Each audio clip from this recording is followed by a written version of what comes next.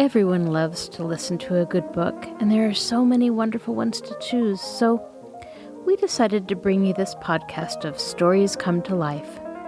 Each episode features a story from either classic or modern literature, especially chosen to be interesting and exciting to hear. So sit back, relax, and listen to this story come to life.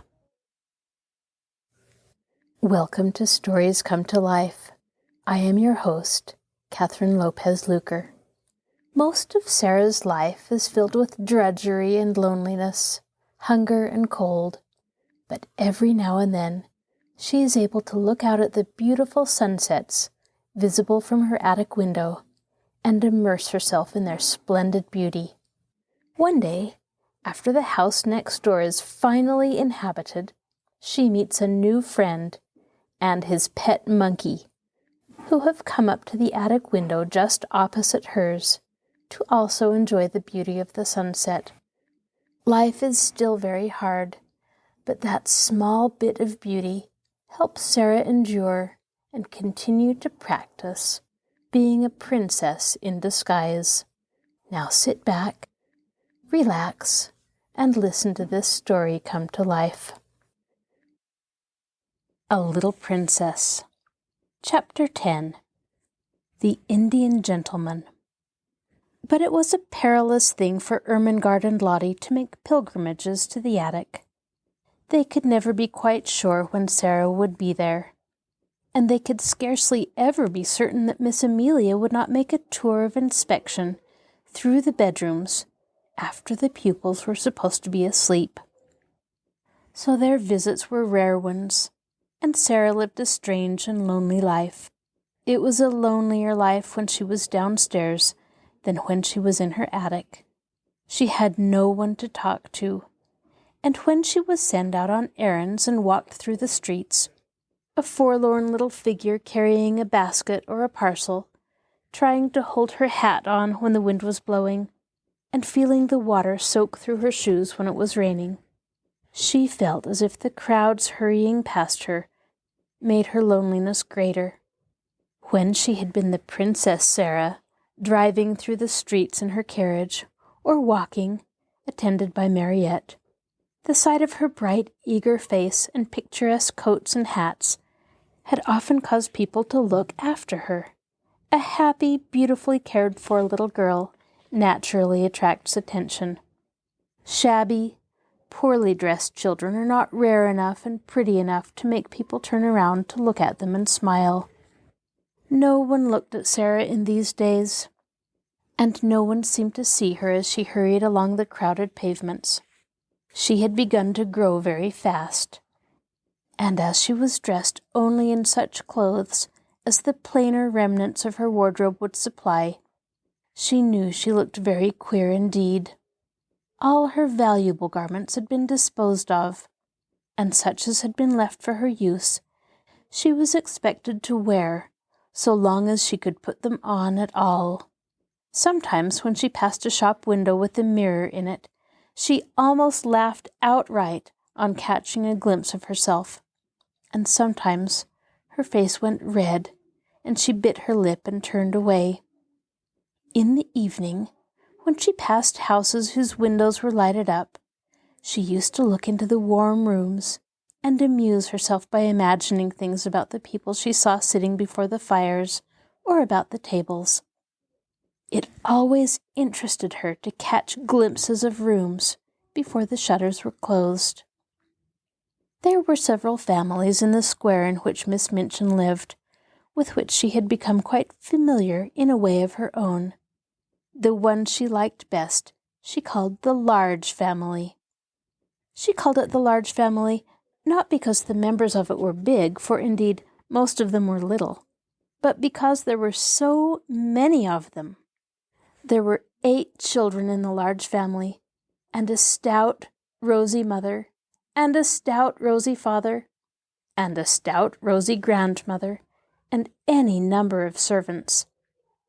The 8 children were always either being taken out to walk or to ride in perambulators by comfortable nurses, or they were going to drive with their mamma, or they were flying to the door in the evening to meet their papa, and kiss him and dance around him and drag off his overcoat and look in the pockets for packages. Or they were crowding about the nursery windows and looking out and pushing each other and laughing. In fact, they were always doing something enjoyable and suited to the tastes of a large family. Sara was quite fond of them, and had given them names out of books, quite romantic names. She called them the Montmorencys, when she did not call them the large family. The fat, fair baby with the lace cap was Ethelberta Beauchamp Montmorency. The next baby was Violet Cholmondeley Montmorency. The little boy who could just stagger and who had such round legs was Sidney Cecil Vivian Montmorency. And then there came Lillian Evangeline Maud Marian, Rosalind Gladys, Guy Clarence, Veronica Eustacia, and Claude Harold Hector. One evening, a very funny thing happened, though perhaps in one sense it was not a funny thing at all. Several of the Montmorencys were evidently going to a children's party, and just as Sara was about to pass the door, they were crossing the pavement to get into the carriage which was waiting for them. Veronica Eustacia and Rosalind Gladys, in white lace frocks and lovely sashes, had just got in, and Guy Clarence, aged 5, was following them. He was such a pretty fellow, and had such rosy cheeks and blue eyes, and such a darling little round head covered with curls, that Sara forgot her basket and shabby cloak altogether. In fact, forgot everything, but that she wanted to look at him for a moment. So she paused and looked. It was Christmas time, and the large family had been hearing many stories about children who were poor and had no mammas and papas to fill their stockings and take them to the pantomime. Children who were, in fact, cold and thinly clad and hungry. In the stories, kind people, sometimes little boys and girls with tender hearts, invariably saw the poor children and gave them money or rich gifts, or took them home to beautiful dinners. Guy Clarence had been affected to tears that very afternoon by the reading of such a story, and he had burned with a desire to find such a poor child and give her a certain sixpence he possessed, and thus provide her for life. An entire sixpence, he was sure, would mean affluence for evermore. As he crossed the strip of red carpet laid across the pavement from the door to the carriage, he had this very sixpence in the pocket of his very short man-o'-war trousers. And just as Rosalind Gladys got into the vehicle and jumped onto the seat in order to feel the cushions spring under her, he saw Sara standing on the wet pavement in her shabby frock and hat, with her old basket on her arm, looking at him hungrily. He thought that her eyes looked hungry, because she had perhaps had nothing to eat for a long time. He did not know that they looked so because she was hungry for the warm, merry life his home held, and his rosy face spoke of, and that she had a hungry wish to snatch him in her arms and kiss him. He only knew that she had big eyes, and a thin face, and thin legs, and a common basket and poor clothes. So he put his hand in his pocket, and found his sixpence, and walked up to her benignly. "Here, poor little girl," he said, "here is a sixpence. I will give it to you." Sara started, and all at once realized that she looked exactly like poor children she had seen in her better days, waiting on the pavement to watch her as she got out of her carriage, and she had given them pennies many times. Her face went red, and then it went pale, and for a second she felt as if she could not take the dear little sixpence. "Oh, no," she said. "Oh, no, thank you. I mustn't take it indeed." Her voice was so unlike an ordinary street child's voice, and her manner was so like the manner of a well-bred little person, that Veronica Eustacia, whose real name was Janet, and Rosalind Gladys, who was really called Nora, leaned forward to listen. But Guy Clarence was not to be thwarted in his benevolence. He thrust the sixpence into her hand. "Yes, you must take it, poor girl," he insisted stoutly. "You can buy things to eat with it. It is a whole sixpence." There was something so honest and kind in his face, and he looked so likely to be broken-heartedly disappointed if she did not take it, that Sara knew she must not refuse him. To be as proud as that would be a cruel thing, so she actually put her pride in her pocket, though it must be admitted that her cheeks burned. "Thank you," she said. "You are a kind, kind little darling thing." And as he scrambled joyfully into the carriage, she went away, trying to smile, though she caught her breath quickly and her eyes were shining through a mist. She had known that she looked odd and shabby, but until now she had not known that she might be taken for a beggar. As the large family's carriage drove away, the children inside it were talking with interested excitement. "Oh, Donald!" This was Guy Clarence's name. Janet exclaimed alarmedly, "Why did you offer that little girl your sixpence? I am sure she's not a beggar." "She didn't speak like a beggar," cried Nora, "and her face didn't really look like a beggar's face." "Besides, she didn't beg," said Janet. "I was so afraid she might be angry with you. You know, it makes people angry to be taken for beggars when they are not beggars." "She wasn't angry," said Donald, a trifle dismayed, but still firm. "She laughed a little, and she said I was a kind, kind little darling thing, and I was," stoutly. "It was my whole sixpence." Janet and Nora exchanged glances. A beggar girl would never have said that, decided Janet. She would have said, "Thank ye kindly, little gentleman. Thank ye, sir." And perhaps she would have bobbed a curtsy. Sara knew nothing about the fact, but from that time the large family was as profoundly interested in her as she was in it. Faces used to appear at the nursery windows when she passed, and many discussions concerning her were held round the fire. "She's a kind of servant at the seminary," Janet said. "I don't believe she belongs to anybody. I believe she's an orphan, but she is not a beggar, however shabby she looks." And afterward she was called by all of them the little girl who was not a beggar, which was, of course, rather a long name, and sounded very funny sometimes when the youngest one said it in a hurry. Sara managed to bore a hole in the sixpence, and hung it on an old bit of narrow ribbon around her neck. Her affection for the large family increased, as indeed her affection for everything she could love increased. She grew fonder and fonder of Becky, and she used to look forward to the 2 mornings a week when she went into the schoolroom to give the little ones their French lesson. Her small pupils loved her, and strove with each other for the privilege of standing close to her and insinuating their small hands into hers. It fed her hungry heart to feel them nestling up to her. She made such friends with the sparrows that when she stood upon the table, put her head and shoulders out of the attic window and chirped, she heard almost immediately a flutter of wings and answering twitters, and a little flock of dingy town birds appeared and alighted on the slates to talk to her and make much of the crumbs she scattered. With Melchizedek, she had become so intimate that he actually brought Mrs. Melchizedek with him sometimes, and now and then 1 or 2 of his children. She used to talk to him, and somehow he looked quite as if he understood.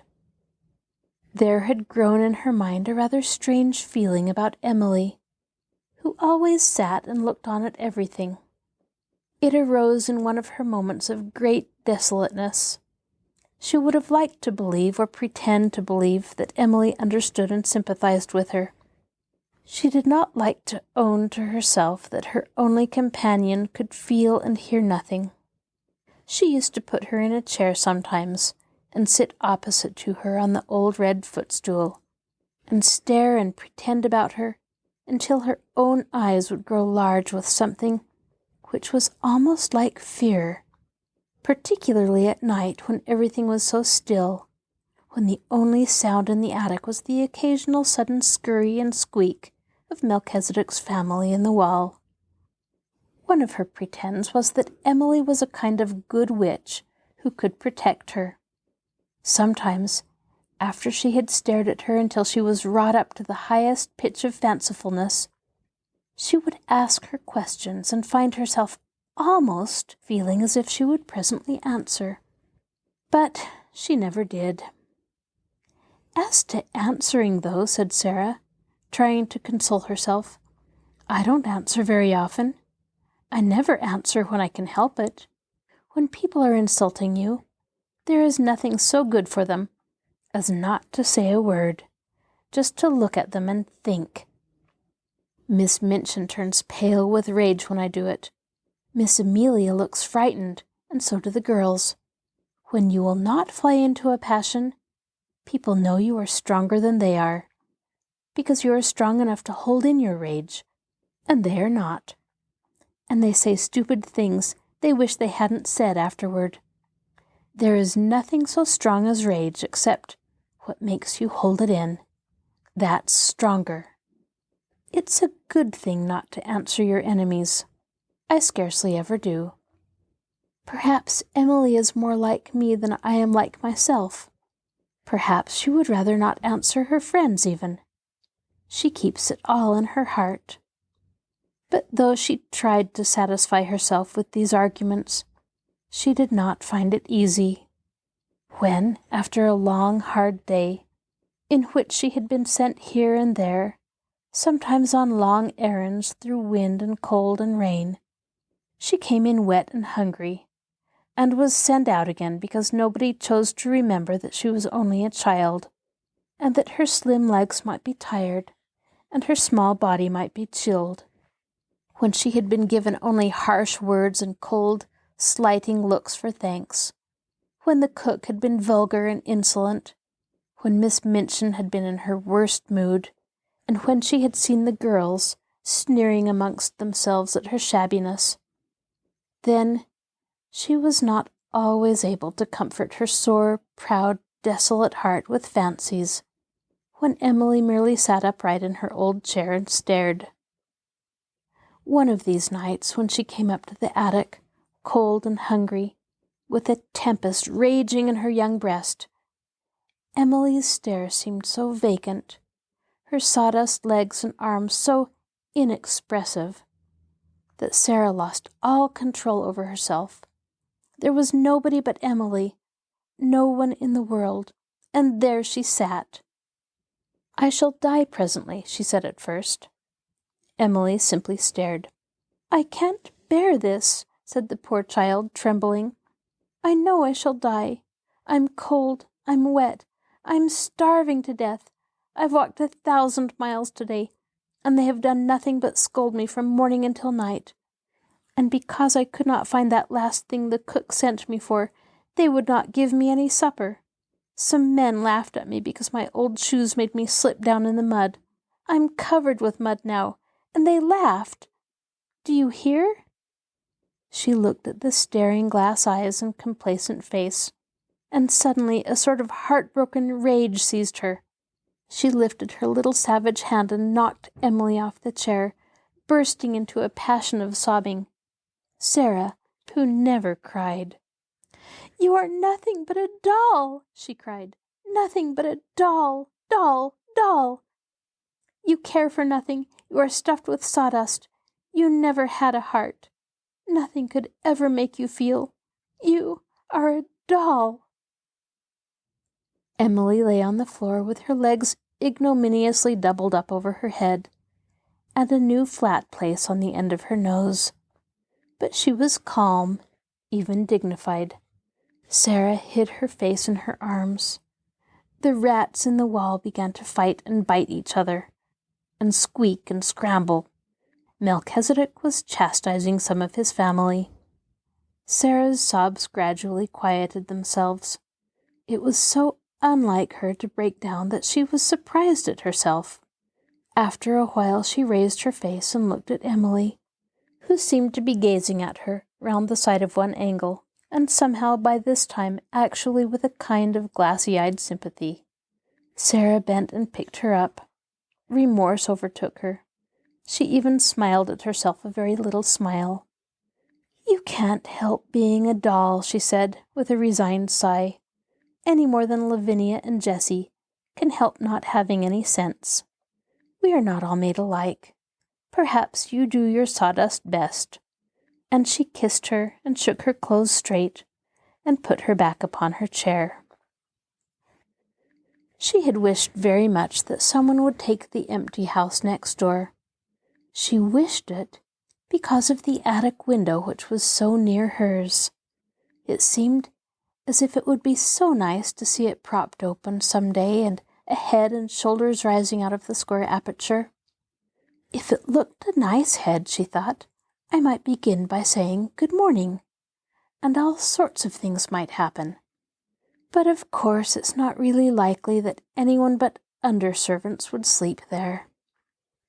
One morning, on turning the corner of the square after a visit to the grocer's, the butcher's, and the baker's, she saw, to her great delight, that during her rather prolonged absence, a van full of furniture had stopped before the next house. The front doors were thrown open, and men in shirt-sleeves were going in and out, carrying heavy packages and pieces of furniture. "It's taken," she said. "It really is taken. Oh, I do hope a nice head will look out of the attic window." She would almost have liked to join the group of loiterers who had stopped on the pavement to watch the things carried in.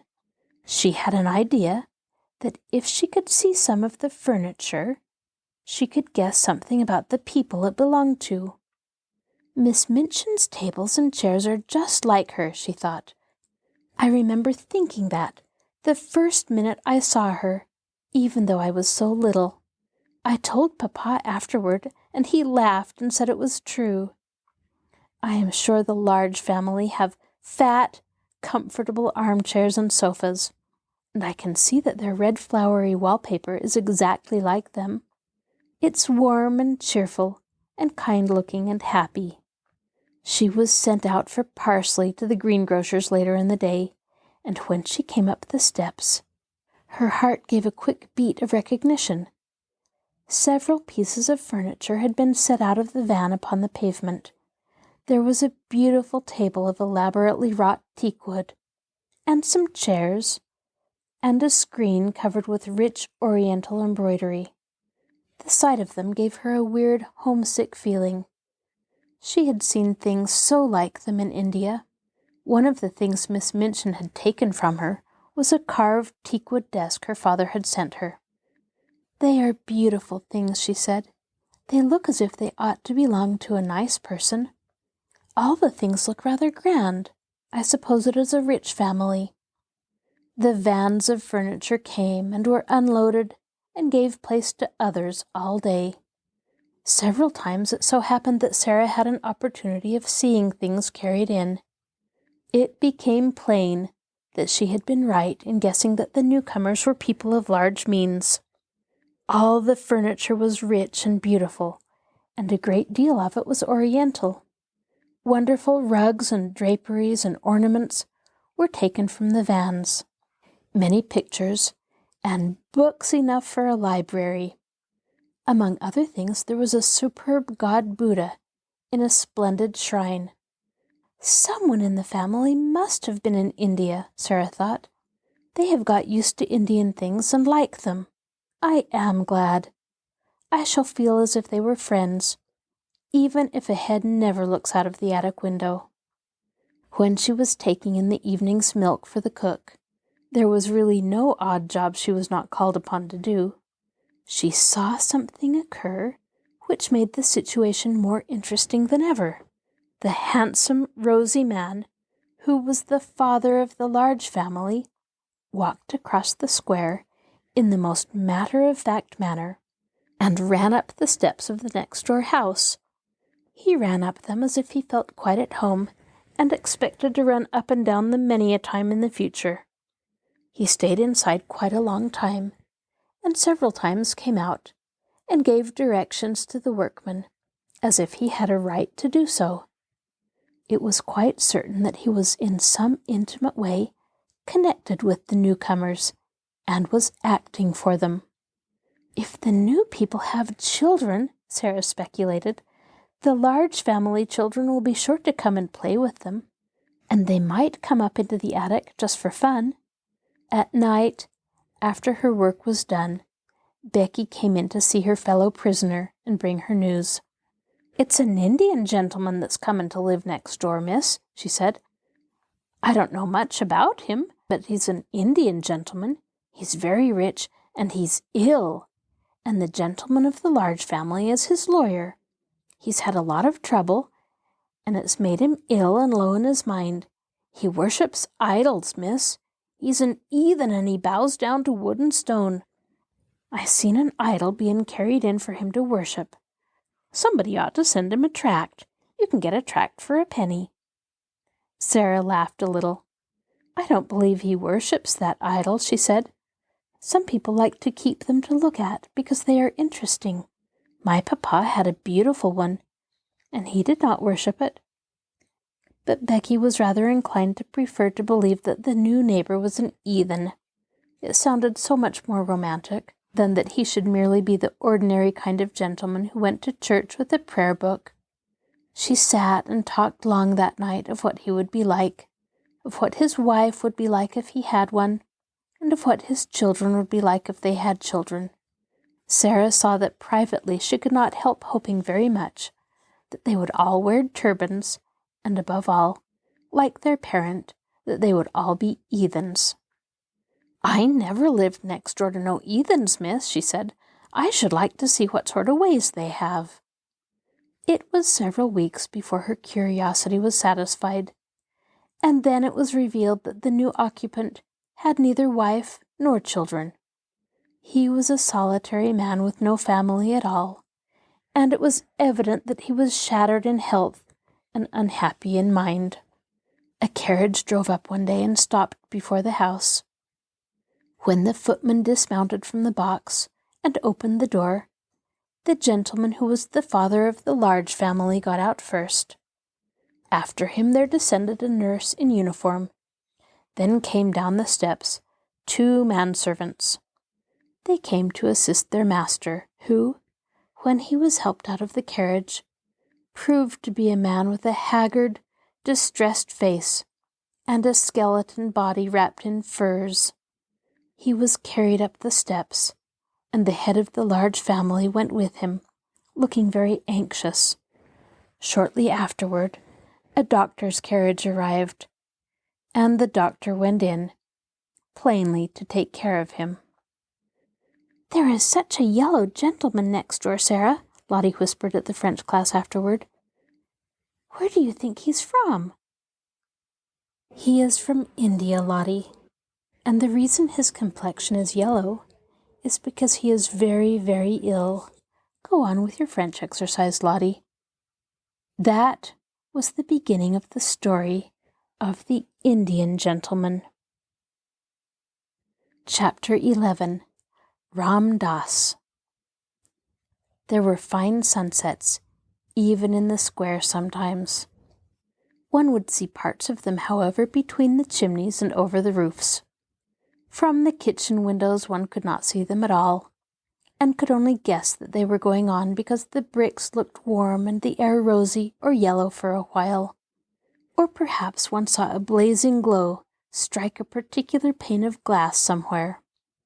There was, however, one place from which one could see all the splendor of them, the piles of red or gold clouds in the west, or the purple ones edged with dazzling brightness, or the little fleecy floating ones tinged with rose color and looking like flights of pink doves, scurrying across the blue in a great hurry if there was a wind.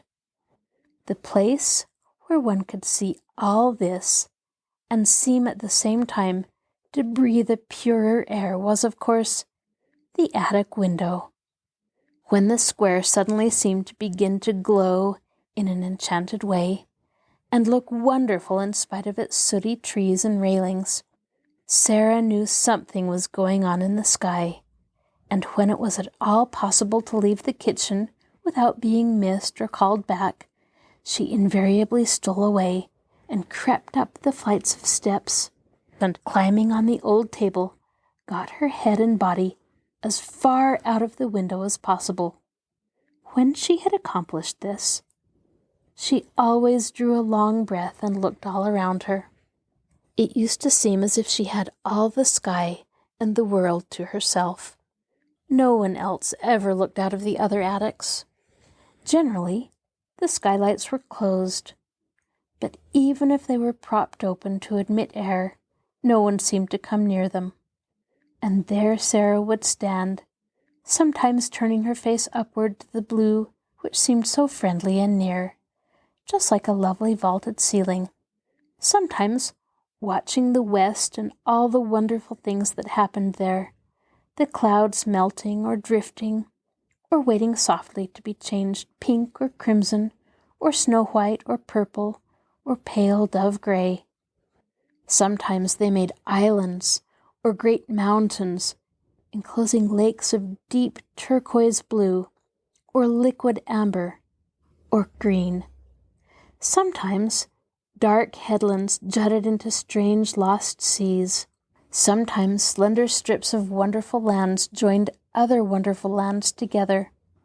There were places where it seemed that one could run or climb or stand and wait to see what next was coming, until perhaps as it all melted, one could float away. At least it seemed so to Sara, and nothing had ever been quite so beautiful to her as the things she saw as she stood on the table, her body half out of the skylight, the sparrows twittering with sunset softness on the slates. The sparrows always seemed to her to twitter with a sort of subdued softness, just when these marvels were going on. There was such a sunset as this a few days after the Indian gentleman was brought to his new home, and as it fortunately happened that the afternoon's work was done in the kitchen and nobody had ordered her to go anywhere or perform any task, Sara found it easier than usual to slip away and go upstairs. She mounted her table and stood looking out. It was a wonderful moment.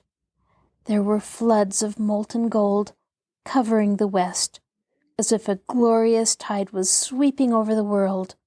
A deep, rich yellow light filled the air. The birds flying across the tops of the houses showed quite black against it. "It's a splendid one," said Sara softly to herself.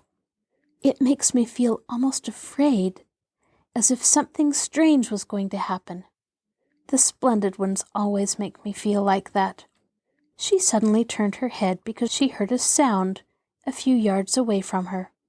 It was an odd sound, like a queer little squeaky chattering. It came from the window of the next attic. Someone had come out to look at the sunset as she had. There was a head and part of a body emerging from the skylight, but it was not the head or body of a little girl or a housemaid. It was the picturesque, white-swathed form and dark-faced, gleaming-eyed, white-turbaned head of a native Indian. "A Lascar," Sara said to herself quickly, and the sound she had heard came from a small monkey he held in his arms, as if he were fond of it, and which was snuggling and chattering against his breast. As Sara looked toward him, he looked toward her. The first thing she thought was that his dark face looked sorrowful and homesick. She felt absolutely sure he had come to look at the sun, because he had seen it so seldom in England that he longed for a sight of it. She looked at him interestedly for a second, and then smiled across the slates. She had learned to know how comforting a smile, even from a stranger, may be. Hers was evidently a pleasure to him. His whole expression altered, and he showed such gleaming white teeth as he smiled back that it was as if a light had been illuminated in his face. The friendly look in Sara's eyes was always very effective when people felt tired or dull. It was perhaps in making his salute to her that he loosened his hold on the monkey. He was an impish monkey, and always ready for adventure, and it is probable that the sight of a little girl excited him. He suddenly broke loose, jumped onto the slates, ran across them chattering, and actually leapt onto Sara's shoulder, and from there down into her attic room. It made her laugh and delighted her, but she knew he must be restored to his master, if the Lascar was his master, and she wondered how this was to be done. Would he let her catch him? Or would he be naughty and refuse to be caught? And perhaps get away and run off over the roofs and be lost? That would not do at all. Perhaps he belonged to the Indian gentleman, and the poor man was fond of him. She turned to the Lascar, feeling glad that she remembered still some of the Hindustani she had learned when she lived with her father. She could make the man understand. She spoke to him in the language that he knew. "Will he let me catch him?" she asked. She thought she had never seen more surprise and delight than the dark face expressed when she spoke in the familiar tongue. The truth was that the poor fellow felt as if his gods had intervened, and the kind little voice came from heaven itself. At once, Sara saw that he had been accustomed to European children. He poured forth a flood of respectful thanks. He was the servant of Missy Sahib. The monkey was a good monkey, and would not bite, but unfortunately he was difficult to catch. He would flee from one spot to another like the lightning. He was disobedient, though not evil. Ram Das knew him as if he were his own child, and Ram Das he would sometimes obey, but not always. If Missy Sahib would permit Ram Das, he could himself cross the roof to her room, enter the window, and regain the unworthy little animal. But he was evidently afraid that Sara might think he was taking a great liberty, and perhaps would not let him come. But Sara gave him leave at once.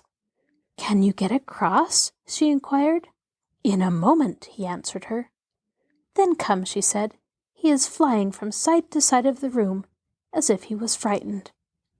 Ram Das slipped through his attic window and crossed to hers as steadily and lightly as if he had walked on roofs all his life.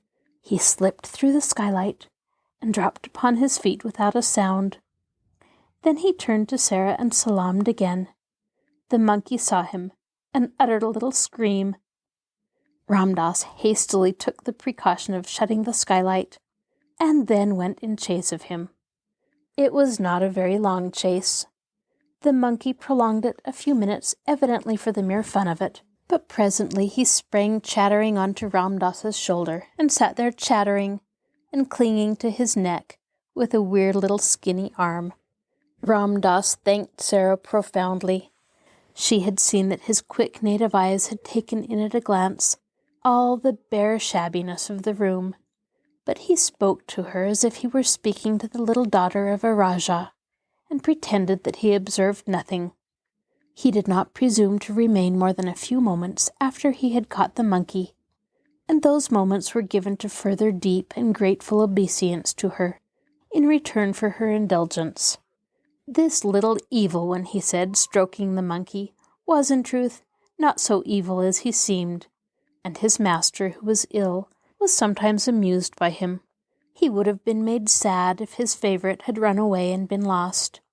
Then he salaamed once more, and got through the skylight, and across the slates again, with as much agility as the monkey himself had displayed. When he had gone, Sara stood in the midst of her attic and thought of many things his face and manner had brought back to her. The sight of his native costume, and the profound reverence of his manner, stirred all her past memories. It seemed a strange thing to remember that she, the drudge whom the cook had said insulting things to an hour ago, had only a few years ago been surrounded by people who all treated her as Ram Das had treated her, who salaamed when she went by, whose foreheads almost touched the ground when she spoke to them, who were her servants. It was like a sort of dream. It was all over, and it could never come back. It certainly seemed that there was no way in which any change could take place.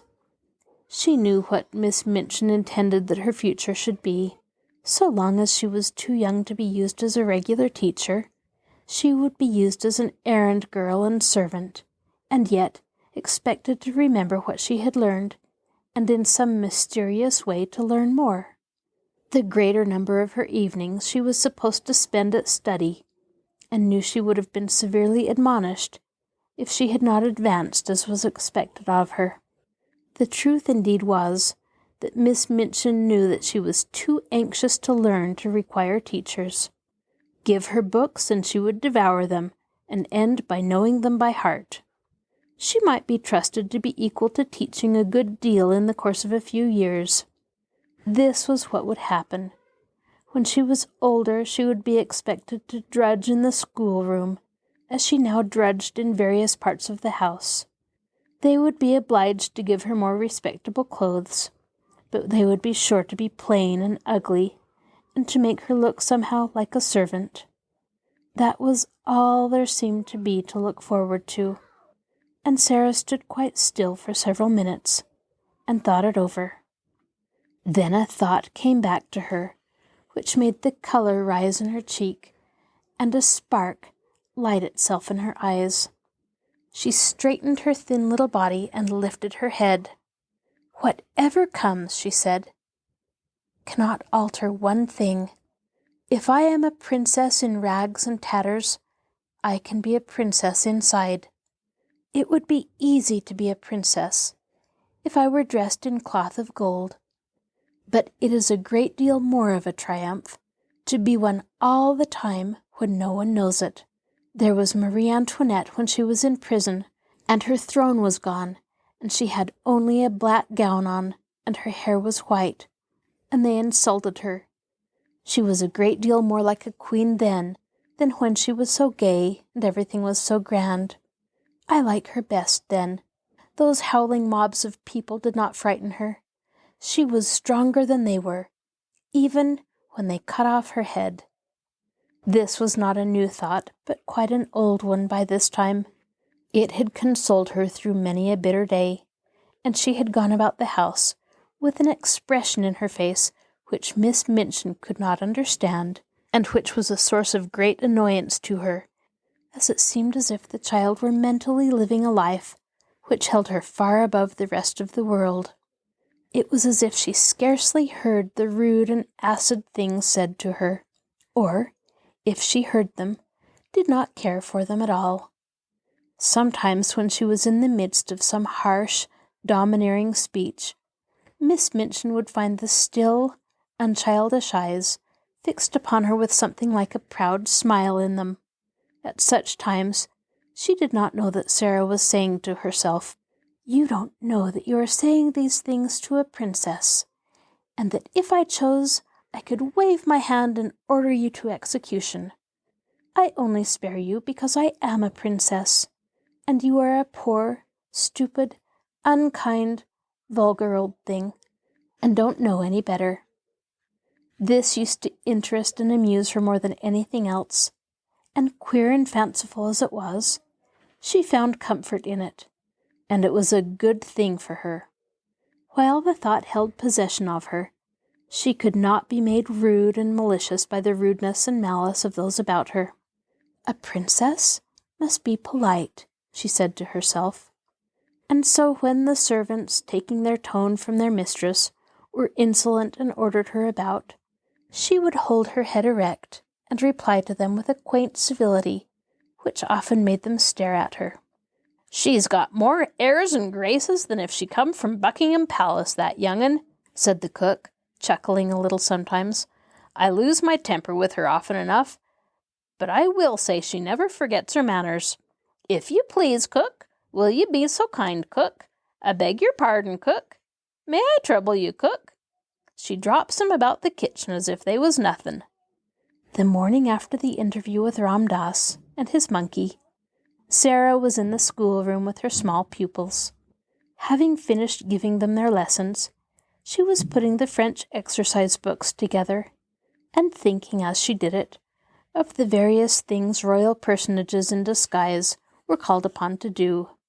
Alfred the Great, for instance, burning the cakes and getting his ears boxed by the wife of the neatherd.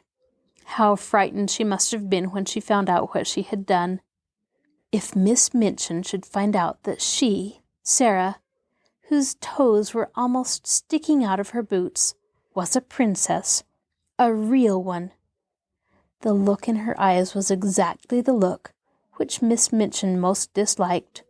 She would not have it. She was quite near her, and was so enraged that she actually flew at her and boxed her ears, exactly as the neatherd's wife had boxed King Alfred's. It made Sara start. She wakened from her dream at the shock and, catching her breath, stood a second.